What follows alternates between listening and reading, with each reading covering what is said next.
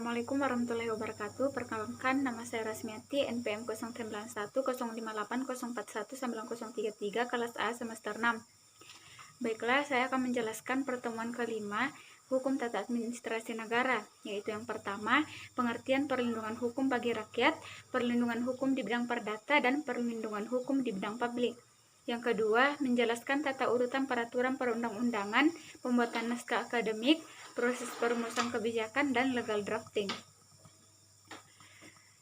Yaitu yang pertama, perlindungan hukum. Perlindungan hukum bagi rakyat artinya dengan segala upaya pemerintah untuk menjamin adanya kepastian hukum untuk memberi perlindungan kepada warga negara agar haknya sebagai seorang warga negara tidak dilanggar.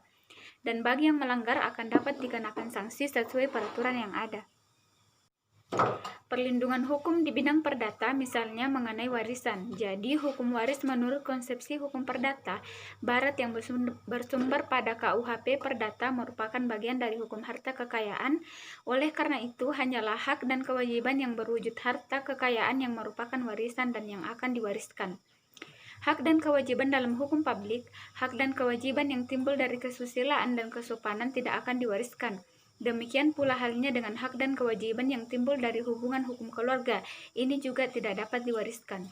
Perlindungan hukum dalam bidang publik mengartikan bahwa adanya tindakan hukum pemerintah berdasarkan hukum publik. Tindakan hukum pemerintah adalah tindakan-tindakan yang berdasarkan sifatnya menimbulkan akibat hukum. Karakteristik paling penting dari tindakan hukum yang dilakukan oleh pemerintah adalah keputusan-keputusan pemerintah yang bersifat sepihak.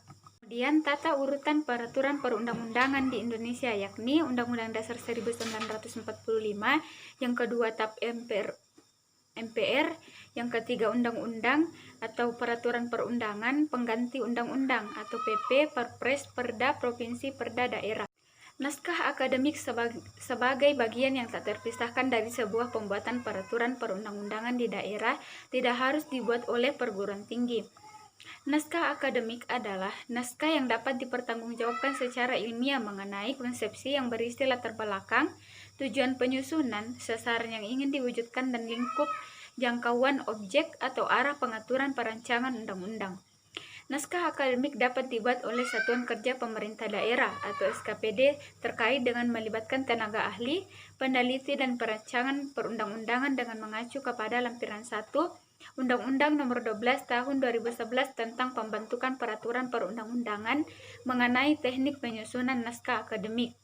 Tahapan dalam perumusan kebijakan publik, yakni yang pertama, tahap penyusunan agenda, yaitu para pejabat yang dipilih dan diangkat menempatkan masalah pada agenda publik.